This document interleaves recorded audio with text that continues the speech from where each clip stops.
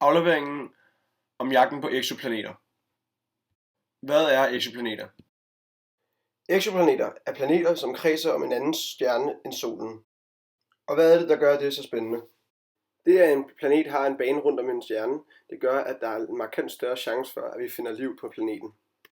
Og for at finde disse eksoplaneter, så bruger vi to metoder. En metode, der hedder radialhastighedsmetoden, og en metode, der hedder transitmetoden. Forklaring på radialhastighedsmetoden. Ved brug af radialhastighedsmetoden gør man således. Man fokuserer på en stjerne ude i rummet. Og hvis man så regner med, at der er en planet, som kredser rundt om den stjerne, man kigger på, så er det fordi, man ser et moderat skift i rødforskydningen.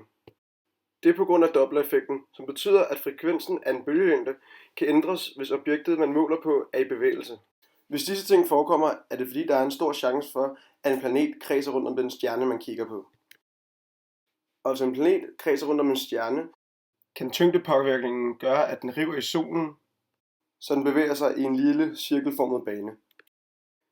Det er det, der gør, at det vil blive ændret i rødforskydningen. Fordi stjernen påtager sig Doppler-effekten, kan stjernen ændre hastighed, på grund af, at den bliver trukket i. Så har vi transitmetoden.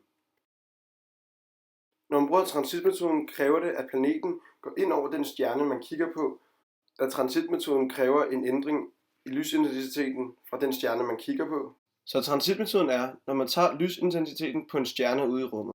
Og hvis man så ser det samme fald i lysstyrken op til flere gange eller over længere tid, så kan man regne ud, at der er en planet, der kredser rundt om den stjerne, man kigger på, når man har data nok til at se, at det ikke kun er tilfældigt, at lysstyrken den dæmper, men at det er noget, der sker periodisk, og med det samme fald i lysintensiteten flere gange. Så har vi så lavet vores eget forsøg med transitmetoden. Måden vi gjorde det på, var, at vi opsatte en pære, som er det, der skal forestille at være solen eller stjernen, vi kigger på. Så finder vi tværsnitarealet på pæren. Så skaber vi noget pap ud, som skal forestille at være vores planeter, som skulle svare til at fylde 100%, 90%, 75%, 50% og 25% på pærens tværsnitareal.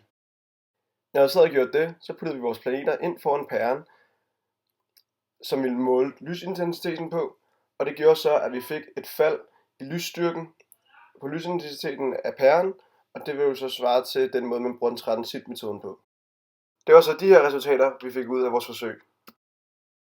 Så vi putter vores resultater ind i en graf, som har en sammenhæng i, at jo større planeten er, som går ind foran den stjerne, vi måler på, jo mere falder lysintensiteten på det punkt, vi måler på. Det kan vi se på den her graf, hvor vores x-akse er størrelsen på planeten i forhold til pæren eller vores stjerne, målt i procent. Og vores y-akse er lysintensiteten på det punkt, vi måler, målt i procent. De tal har vi så fået ud fra de resultater, vi ser her for eksempel, hvor vi kan se et fald på lysintensiteten, hvor vi brugte en af de planeter, vi havde skåret ud. Derefter fik vi vores resultater i procent ved at regne det ud sådan her. Så hvad kan man egentlig udrette ved hjælp af transitmetoden? For det første kan man finde omløbstiden. Det gør man ved at se, hvor meget lysintensiteten falder, og så venter man indtil, at lysintensiteten falder med præcis det samme igen. Så kan du også finde planeternes størrelse. Det kan du, fordi at lysintensiteten den falder mere, jo større planeten er, og falder mindre, jo mindre planeten er.